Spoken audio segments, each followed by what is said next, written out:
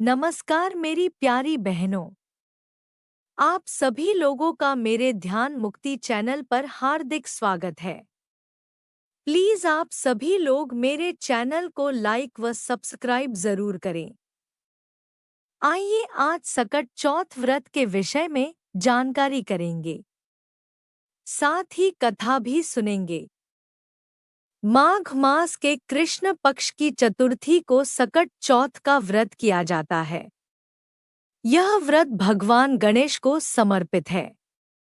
इसमें माताएं अपनी संतान के लिए व्रत करती हैं। इस साल यह व्रत 17 जनवरी 2025 को रखा जाएगा। इस व्रत में माताएं निर्जला व्रत करती हैं। शाम को चंद्रमा को देखकर व्रत खोलती हैं। इस व्रत में चंद्रमा की पूजा का विशेष महत्व है। इस व्रत में गणपति को तिल से बने तिलकूट का भोग लगाया जाता है, इसलिए इसे तिलकुटा चौथ भी कहते हैं।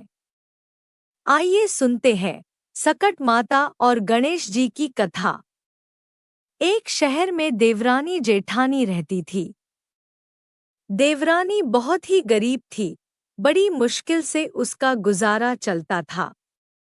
वहीं जेठानी अमीर थी। देवरानी हमेशा गणेश जी का पूजन और व्रत करती थी। देवरानी का पति जंगल से लकड़ी काट कर बेचता था। देवरानी घर का खर्च चलाने के लिए जेठानी के घर काम करती थी और शाम को जो भी बचा हुआ खाना होता था, वह खाना जेठानी उसे दे देती थी। इस तरह उसके घर का खर्च चल रहा था। माघ के महीने में गणेश जी का सकट चौथ का व्रत आया। देवरानी ने यह व्रत रखा। उसके पास पैसे नहीं थे। किसी से पैसे लेकर उसने तिल व गुड़ लाकर तिलकुट्टा बनाया। पूजा करके तिल चौथ की कथा सुनी और जेठानी के यहाँ काम करने चली गई। सोचा शाम को चंद्र को अर्घ्य देकर जेठानी के यहाँ से कुछ खाना मिलेगा तो खा लेगी। शाम को जब जेठानी के घर खाना बनाया, उसके जेठानी का व्रत होने के कारण सभी ने खाना खाने से मना कर दिया। अब देवरानी ने जेठानी से बोला, आप मुझे खाना दे दो, जिससे मैं घर जाऊं। इस पर जेठानी ने कहा कि आज तो किसी ने भी अभी तक खाना नहीं खाया है, तुम्हें कैसे दे दूं? तुम सवेरे आना और बचा हुआ खाना ले जाना। ऐसे में देवरानी बहुत दुखी हुई और भूखी ही घर चली गई। बच्चे भी घर पर भूखे थे। देवरानी का पति बच्चे सब आस लगाए बैठे थे। आज तो त्योहार है, कुछ न कुछ खाने को अच्छा मिलेगा। लेकिन जब बच्चों को पता चला कि आज तो रोटी भी नहीं मिलेगी, तो बच्चे रोने लगे। उसका पति भी बहुत क्रोधित हो गया और कहने लगा कि दिन भर काम करने के बाद भी 2 रोटियां नहीं ला सकी। देवरानी बेचारी गणेश जी को याद करती हुई रोते रोते पानी पीकर सो गई। उस दिन सकट माता बुढ़िया का रूप धारण करके देवरानी के सपने में आईं। सपने में उन्होंने देवरानी से पूछा कि सो रही है या जाग रही है। वह बोली, जाग रहे हैं। बुढ़िया माई ने कहा, भूख लगी है, खाने के लिए कुछ दे दे।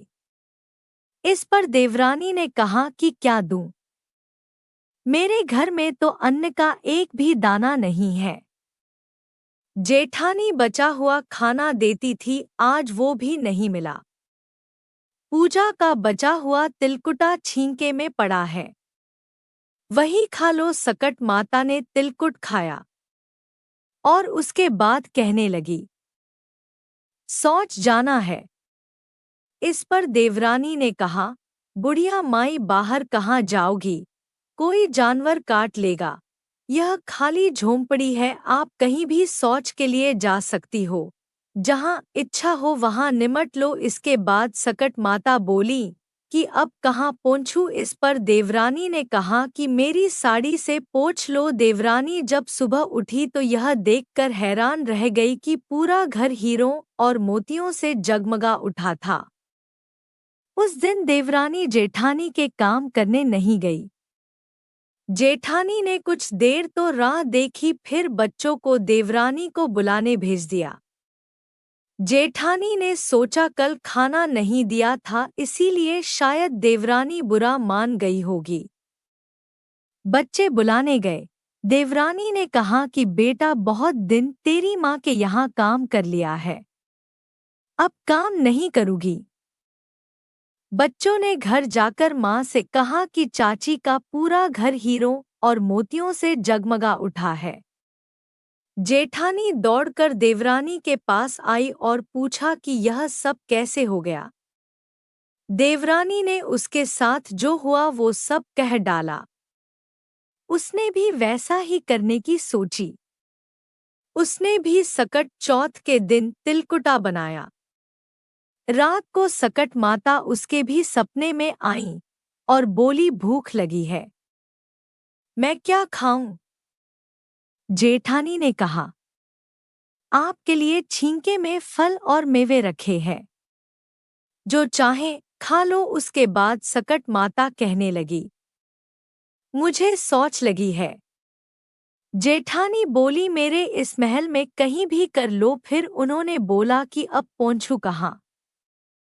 जेठानी बोली, कहीं भी पोंछ लो। सुबह जब जेठानी उठी तो घर में बदबू और गंदगी के अलावा कुछ नहीं था। हे सकट माता, जैसे आपने देवरानी पर कृपा की वैसी सब पर करना।